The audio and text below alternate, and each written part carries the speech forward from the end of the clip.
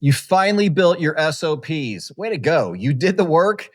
You got most of it documented, and yet no one's using them. Like, no one's updating them. Sometimes people aren't even trusting them because they're so out of date and they're just sitting there collecting dust. Why does this happen?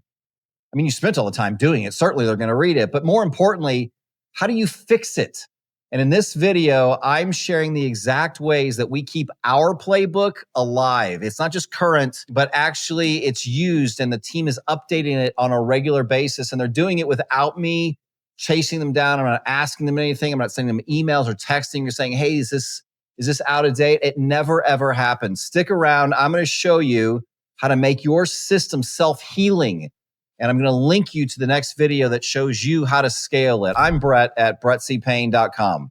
And if you're tired of building systems that just sit there, which is a huge pain in the neck because you spend so much time doing it and you're just sick of doing those kinds of things, then this video is for you, because I'm going to talk you through how to keep your playbook, your SOPs, your guidelines for your business, what I call your operations manual. I'm going to show you how to keep it alive without babysitting it. You're not going to have to do it. Just pay attention to what I'm going to share in this video. These are some of the basic tactics that I use to make sure that our systems actually work. And I've got multiple companies, so it's not just for one company.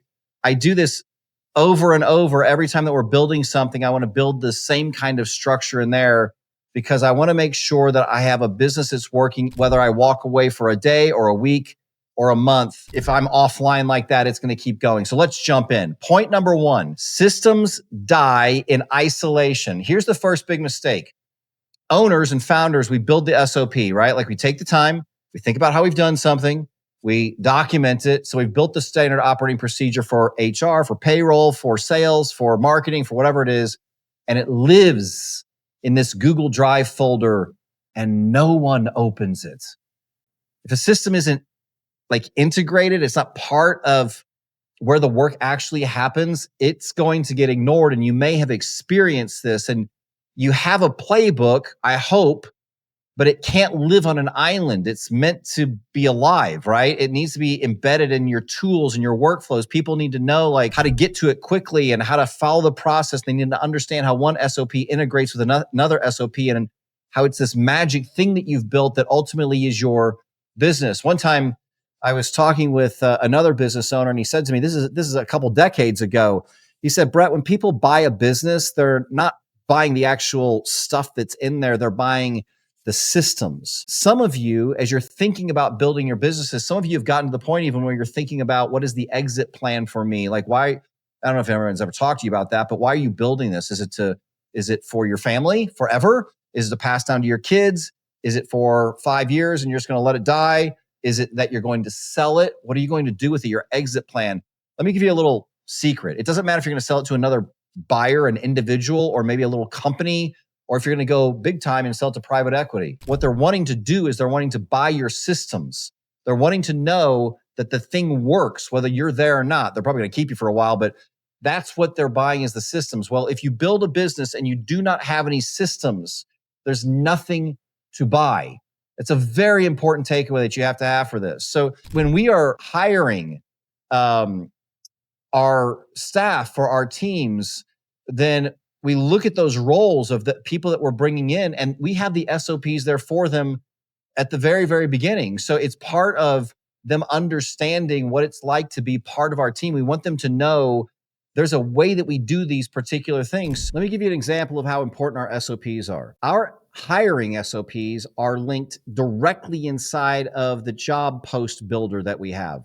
So that means when we go to post a job, whoever's doing that for us on our team can look at the link to our SOP. It's right there all the time. Client onboarding, we bring on a new client, and we have a link in the process of bringing on a new client that has a link to our SOP. So the SOPs are individual documents, but every time we build out a project or a system, we are constantly linking back to the SOP so they know exactly how to do it. There's no extra clicks. There's no guesswork about how to do something. And the reason why we do that is because we have a very simple rule, and that rule is that visibility equals usage. If it's in front of them all the time, the reference to the SOP, then they will use it. If they don't see it, they will not use it at all. So another tool that we have is I like to use Asana. There's a lot of the Trello. There's a lot of these project management tools. So we'll build out projects, right? Short-term projects take a week. Some of them are take a year, whatever. When we build them out and we put the tasks of what has to happen in order to achieve the project by day or by week or by month or whatever it is, we don't write all the how-tos in there. That's a mistake. You don't put that in the project. You put the path in the project, and then you reference the SOPs that will help them to achieve the steps in the path. Point number 2, no one owns it, so no one updates it. No one owns it, so no one updates it. Have you ever seen an SOP just get outdated and everyone just keeps, working around it? There's that. I'm not looking at it. That's what happens when no one owns the system. So you have to assign a system owner for every repeatable process. So we do that by roles, right? So we don't just hire people for a position. We create a role and we want the right person in that particular role. So when someone's in a particular role, then they are given the SOPs for that role, and it's their job to maintain it because they're going to know a lot of details about how to function in that role that I'm not going to know. So if something breaks, guess what they do? As an owner of that role, they fix it. If it changes, then they update it. Why? Because they're the owner of the role. Ownership turns SOPs from static documents into living assets, and that's really what you want. So when we bring people onto our team, and I encourage you to do a similar thing, like get a whiteboard, draw a line down the whiteboard and explain to them the difference between leasing their job and owning their job. If they lease their job, every single problem that comes up, they're going to come to you to try to solve. If they own it, then they're going to look at what the ultimate goal is of their role, and they're going to use the SOPs to support that. And as things change, they're going to go back and go, well, actually, we don't do it like this. I mean, let's be honest, technology changes, right? So you might write an SOP today about how to use a different tool or do something like that, and things just change, right? Different counts change, different passwords. There's all kinds of things that change. So you don't want to be the one that is micromanaging your business by having to look over these SOPs all the time. It'll drive you crazy. Make the person who's in the role be the owner of the SOP. And if you're building a business that you don't want to fall apart without you, make sure that you subscribe to this channel. This is what I do, is helping business owners build these kinds of things every week. Point number 3, waiting for the big update kills momentum. Let me ask you something. When was the last time that someone on your team updated an SOP without being asked? Now, I'm assuming you have standard operating procedures at this time, right? If you don't, go watch my other videos. They're going to get you into the right place so that you have SOPs.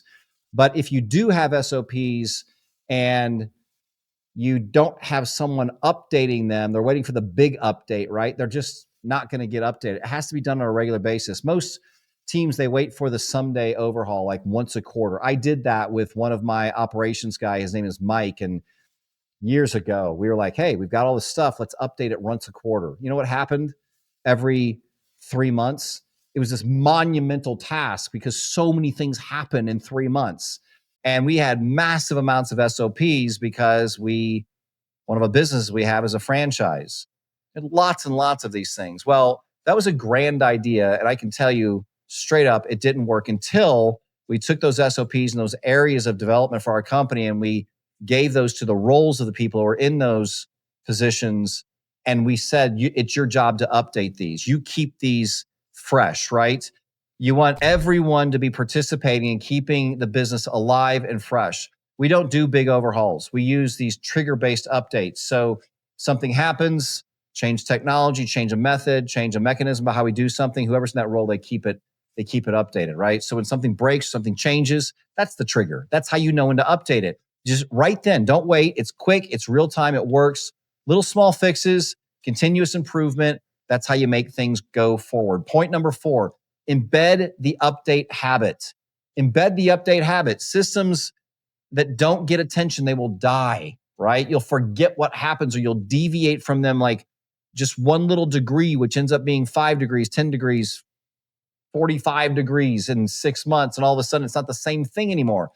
They have to have the attention. So we build these rituals that keep them alive. Every quarter, each team member reviews one of the 2 systems they use the most. And I don't mean just the granular things they've done, but just a big kind of 30,000 foot view. And they look for gaps. They just stand back. And as a team, we just look at these things and go, are there any gaps? We go around the table. Are there any gaps and the particular things that you're doing, they're really outdated, missing links, something like that we need to address as a team.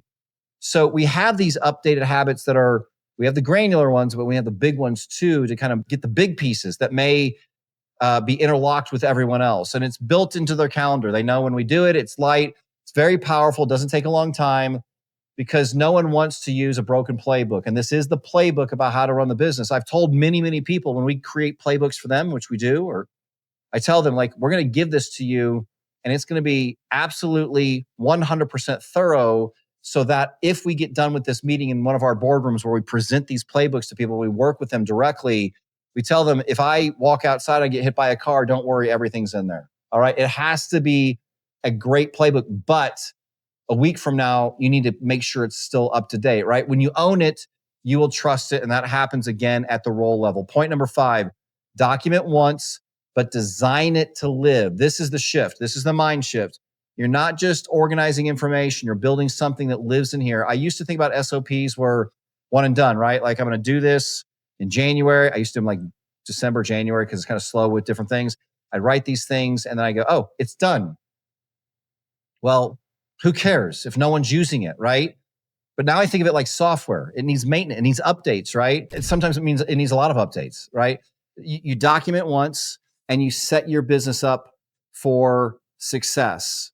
That's what makes your work repeatable, it's transferable and trustable. And you want those 3 things always in place. You want your work repeatable, right? That's the SOPs. Transferable, you can get it to someone else to do it instead of you. And then also it has to be trustable, meaning it's being updated by that role on a regular basis. And if you want to take what works and make it run without you, I mean, really run without you and run every time, I want to encourage you, watch my next video, why your business stops when you do and how to break free. The link's in the description for you.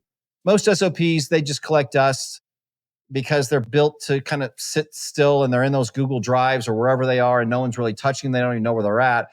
You want to build systems that move, that update, that live inside your business, not outside of it. People are referring to them, they're updating them, they're keeping them moving forward. And if you want to go deeper on turning your knowledge into something that others can run, again, watch Creating a Transferable Business Model next. That's the next step for you. That's where we go from documented ideas to a business that repeats success without you needing to be there every time. You'll never see SOPs the same way again.